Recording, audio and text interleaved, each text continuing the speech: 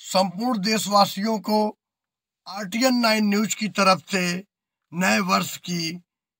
बहुत ढेर सारी शुभकामनाएं। आपने जिस भी मंजिल का निर्धारण किया हुआ है अपने आप को सशक्त और मजबूत बनाने के लिए,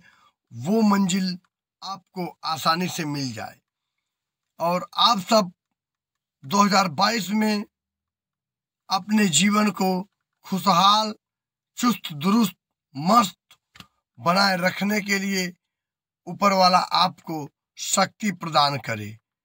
नए राष्ट्र के, नए भारत के, नए प्रदेश के, नए उत्तर प्रदेश के निर्माण के लिए भी आप सब एक सशक्त रूप में उभर कर सामने आए, ऐसी हम ऊपर वाले से प्रार्थना करते हैं कि आप सब देश को, राष्ट्र को और उत्तर प्रदेश को एक सशक्त प्रदेश बनाने के लिए तैयार हो जाइए, क्योंकि इस नए वर्ष में नए सरकार, नई नीति, नए तरह से अपने जीवन के उज्जवल भविष्य के निर्माण करने के लिए सबसे पहले आप सबके बीच में 2022 विधानसभा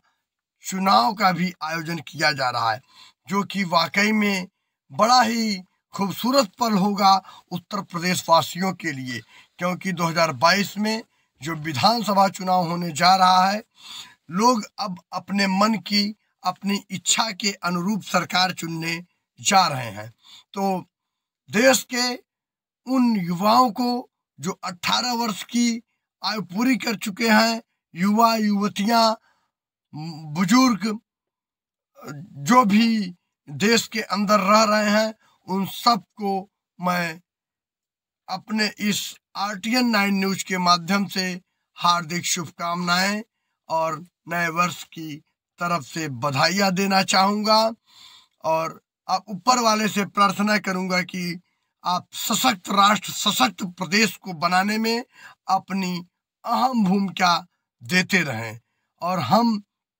ये चाहेंगे कि प्रदेश में किसी के साथ बिना किसी भी तरह का भेदभाव, मनमुटाव को दिल और दिमाग में रखे बिना एक सशक्त राष्ट्र, सशक्त भारत के निर्माण में अपना योग दें। जो जिस कार्य में लगे हों, अपने कर्तव्यों के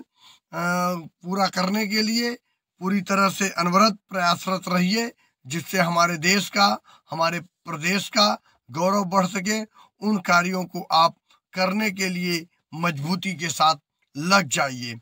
और किसी भी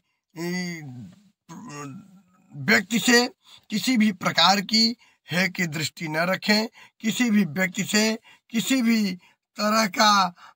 गलत बर्ताव ना करें, किसी के अंदर बुराइयों को ना झांकें, बल्कि अच्छे मार्ग को चुनने का प्रयास करें, अच्छा करने का प्रयास करें और आपसी भाईचारे बनाए रखें। और हम ऊपर वाले से प्रार्थना करेंगे कि जो भी कोरोना जैसी महामारी का विस्तार हमारे देश में बढ़ रहा है, पुनः से तीसरी लहर आने का जो दौर शुरू हुआ है, पिछले 2 वर्षों ने हमारे देश के युवा, शिक्षित वर्ग, व्यापारी वर्ग, किसान वर्ग, गरीब मजदूर वर्ग, सब ने इस कोरोना महामारी में जूझते हुए अपने आप को पाया है। ऐसे कोरोना जैसे महामारी को सशक्त शक्ति के साथ लड़ने के लिए हमें संपूर्ण भारतवासियों को शक्ति प्रदान करें। हम सब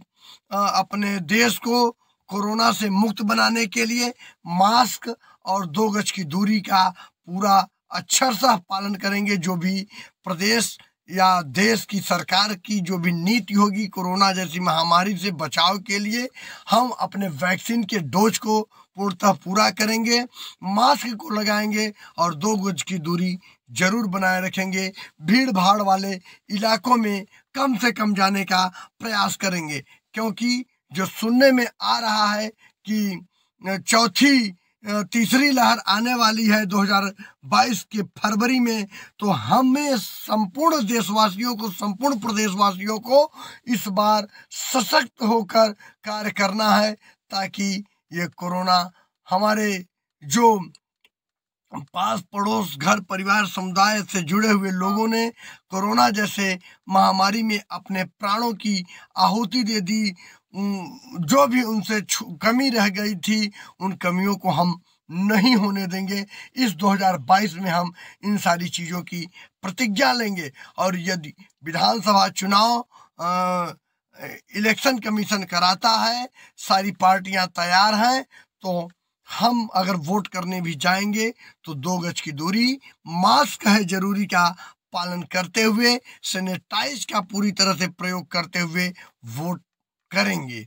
लेकिन हम एक सशक्त और अच्छे प्रत्याशी का चयन करके ही वोट करेंगे। साथ में हम संपूर्ण उत्तर प्रदेश के लोगों से चाहेंगे कि जैसा सुनने में आ रहा है कि फरवरी में कोरोना के कई रूप आ चुके हैं, कोरोना ने अपने कई रूपों को हम सबके बीच में दिखाया है, तो उसके रूपों के बचाव के लिए सबसे ज़्यादा ज़रूरी है कि हम मास्क, 2 गज की दूरी और कम से कम भीड़ भाड़ वाले इलाकों में जाने का प्रयास करें। ओरिएंट जो भी ओमिक्रॉन जैसा माहौल बना हुआ है, गले में खराश, फिर तमाम तरह की समस्याएं, इन समस्याओं से उबरने के लिए हमें भीड़ भाड़ वाले इलाकों में और मास्क तो लगाना है। तो हम आप सब संपूर्ण अपने देश और प्रदेश की जनता से ये आह्वान करेंगे कि आप 2022 के नए वर्ष के जैसे ही प्रवेश कर रहे हैं 2021 को भुला के 22 में, तो आप और ज़्यादा सशक्त हो जाइए,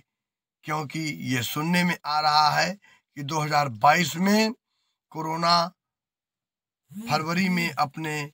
मूर्त रूप में हम सबके बीच होगा। तो आप अपने आप को कितना मेंटेन और कितना सशक्त रखते हैं, ये देखना होगा अपने आप को स्वयं। और एक अच्छी सरकार को चुनना है जो जनता की हितैषी हो, समाज की हितैषी हो, समाज के लिए वरदान सिद्ध हो सके, उस सरकार को चुनना है। और ऐसे नेतृत्व कर्ता को चुनना है जो जनता के बीच में, जनता के बीच की समस्याओं को विधानसभा में उठाता रहा हो, उसी को अपनी कमान देने का प्रयास करिएगा। बहुत बहुत धन्यवाद। नमस्कार।